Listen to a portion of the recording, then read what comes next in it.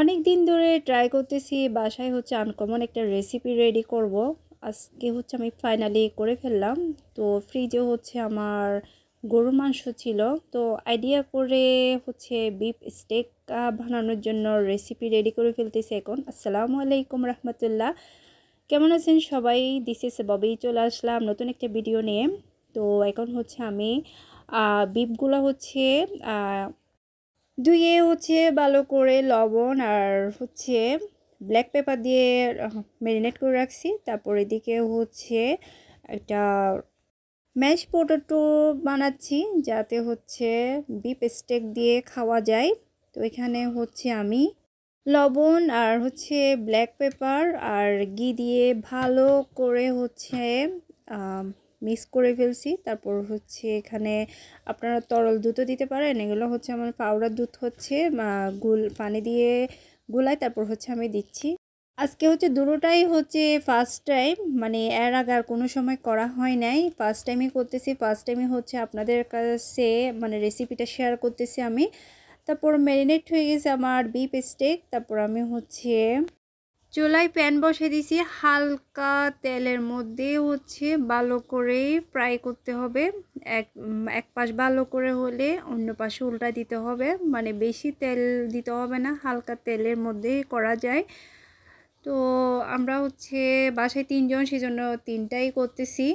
যারা আমার ইউটিউবে দেখতেছেন, আমার ইউটিউব চ্যানেলটা সাবস্ক্রাইব করে রাখবেন। যারা আমার ফেসবুক পেজে দেখতেছেন, ফেসবুক পেজটা ফলো দিয়ে রাখবেন। আর লাইক কমেন্ট শেয়ার দিয়ে পাশে থাকবেন। সবার জায়গা থেকে সবাই একটু একটু করে আমাকে সাপোর্ট করবেন। ফ্রাই করার সময় আমি রোজ মেরে দিয়ে দিছি, আর গোটা রসুন দিছি।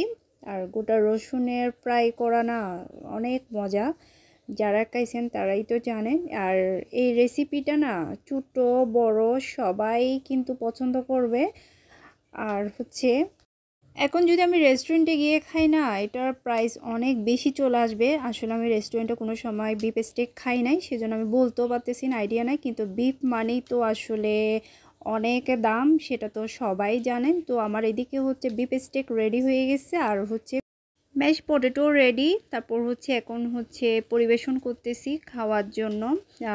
কালারটা মাশাআল্লাহ অনেক সুন্দর হয়েছে। আর আমার রেসিপি আপনাদের কেমন লাগে অবশ্যই আমাকে কমেন্ট করে জানাবেন। দেখছেন ভিতরের অংশটা না একদম একদম সফট ছিল।